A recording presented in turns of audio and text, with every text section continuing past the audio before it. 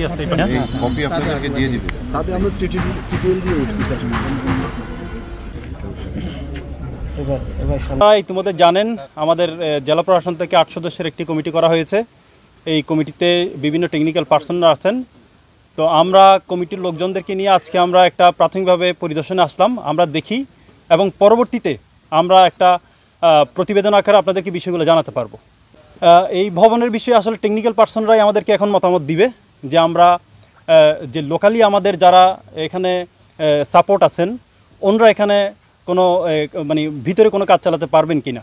আর যদি ওনারা মনে করেন যে ওনারা পারবেন না, আমাদের ন্যাশনালি কোনো সাপোর্টের প্রয়োজন আছে, সেক্ষেত্রে আমরা সুপারিশ জানাবো যে আমাদের লোকালি এটা সম্ভব নয়, এটা আমাদের আরও বেশি যারা ভালো ইকুইপমেন্ট আছে বা আরও যারা টেকনিক্যাল পার্সন যারা আছেন ওনাদের একটা হেল্প লাগবে, তখন হচ্ছে আমরা ভিতরে কার্যক্রম চালাতে পারবো।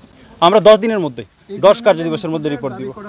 নিখোঁজের যে বিষয়টা সেটা হচ্ছে যারা যেই স্বজনরা বা যে ব্যক্তি আমাদের এখানে এসে বলছে যে তাদের স্বজনরা নিখোঁজ আছে, আমরা তাদের যে নামগুলো বা তারা যে ঠিকানাটা দিচ্ছে আমরা সেগুলো লিপিবদ্ধ করে রাখতেছি। আমরা এক্স্যাক্টলি বলতে পারতেছি না আসলে কয়জন এখানে আমাদের ভিতরে ছিল বা মারা গেছেন কয়জন।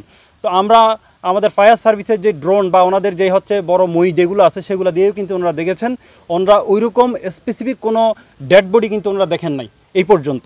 তো তারপরে আমরা যেটা মনে করতেছি হয়তো এমন হতে পারে যেহেতু এখানে অনেক বেশি কেমিক্যাল পোড়ানো হয়েছে, সো এখানে কোনো মানুষ যদি আদৌ থেকে থাকে সেটা ওইভাবে ডেড বডি আর পাওয়ার সম্ভাবনা তেমন নেই। কারণ হচ্ছে প্রায় 21 থেকে 22 ঘন্টা এখানে টানা আগুন জ্বলছিল। তো আপনারা নিজেরাই বুঝতে পারতেছেন আসলে 3-4 ঘন্টার মধ্যেই তো একটা মানুষ একদম কয়লা হয়ে যাওয়ার কথা। তো ওই হিসেবে আমরা স্পেসিফিকলি বলতে পারতেছি না যে কয়টা ডেড বডি পেয়েছি বা আছে কিনা সেটা আমরা বলতে পারতেছি না। তো যারা এখন তাদের স্বজনদের খোঁজে আসতেছেন আমরা নাম ঠিকানাগুলো লিপিবদ্ধ করে রাখতেছি। আমরা পরবর্তীতে যখন আমরা ভিতরে আমাদের কার্যক্রম চালাতে পারবো তখন আমরা বুঝতে পারবো যে আদৌ কি ভিতরে এরকম আছে কিনা। এটার সাথে যদি আমাদের এমন হয় যে আমাদের স্বাস্থ্য ডিপার্টমেন্টের যারা আছেন ওনাদেরকেও আমাদের কমিটিতে কোঅপারেট করে তাদেরও হেল্প যদি আমাদের প্রয়োজন হয় আমরা তাই করব। আমরা সর্বোচ্চ চেষ্টাটা করব আমাদের বাইরের যেই ক্ষয়ক্ষতির বিষয়টা এটার সাথে সাথে আমাদের ভেতরের যে বিষয়গুলো সেই বিষয়গুলো আমরা আপনার এই জিনিসটা চিহ্নিত করার চেষ্টা করব যে ভিতরে কি কি হয়েছে এবং বর্তমান কি অবস্থায় আছে। বিভিন্নভাবে আমরা যেটা প্রাথমিকভাবে এখানে আসার পরে যেটা জেনেছি সেটা হলো আমাদের উপজেলা প্রশাসন থেকে একটা কন্ট্রোল রুম করা হয়েছে, ওনারাও কিন্তু নামের তালিকা নিয়েছেন। আমাদের কিছু ছাত্ররা কিন্তু এখানে একটা নামের তালিকা নিয়েছেন। এর বাইরেও কিন্তু এখানে অন্যান্য যারা আছেন তারাও কিন্তু নামের তালিকা করেছেন। তো এখন দেখা যাচ্ছে কি একটা নাম একাধিকবার ওভারল্যাপিং হতে পারে, ওই জন্য আমরা এক্সাক্ট ফিগারটা আসলে আমরা বলতে পারবো না।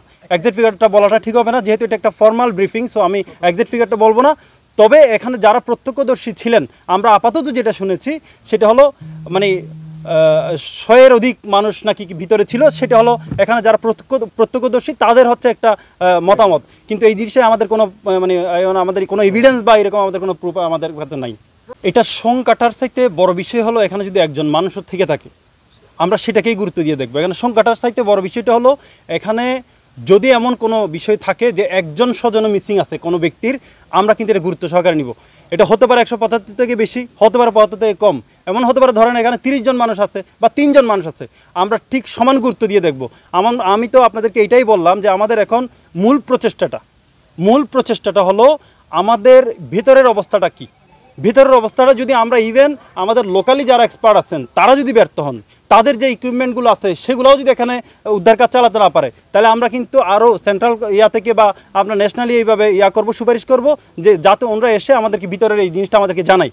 আচ্ছা, আমাদের ফায়ার সার্ভিসদের যারা এখানে আছেন ওনাদের সাথে আমি এই বিষয়টা নিয়ে কথা বলেছি যে ওনারা পারবেন কিনা। তো ওনারা যেটা বললেন যে ওনাদের ড্রোন দিয়ে দেখলেন ভিতরের অবস্থাটা, এবং ওনারা যেটা দেখলেন যে আমাদের 6 এবং 5 আর 4 তলার যেই ইয়াটা আছে আপনার ফ্লোরটা আছে ওইটা কিন্তু অলরেডি ধসে গেছে ভিতরে, এবং ওইখানে এখন কিন্তু আগুন আছে।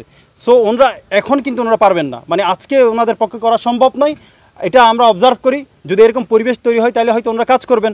আর এর বাইরেও আমরা আজকে বসে একটা সিদ্ধান্ত নিব যে ওনারা পারবেন কিনা, নাকি আমরা এটা ঊর্ধ্বতন যারা আছেন বা আমাদের আরও বেশি বড় আমাদের এমন হতে পারে যে আমাদের সেনাবাহিনী বা অন্যান্য যারা এক্সপার্টরা আছেন ওনাদেরকে আনার জন্য একটা সুপারিশ করা বা আমাদের ঊর্ধ্বতন কর্তৃপক্ষকে আমরা এই জিনিসটা সুপারিশ করবো। যে আমরা তো আজকে প্রাথমিকভাবে এখন আসলাম, আমরা ওইভাবে করে এখনো পর্যন্ত বলতে পারছি না।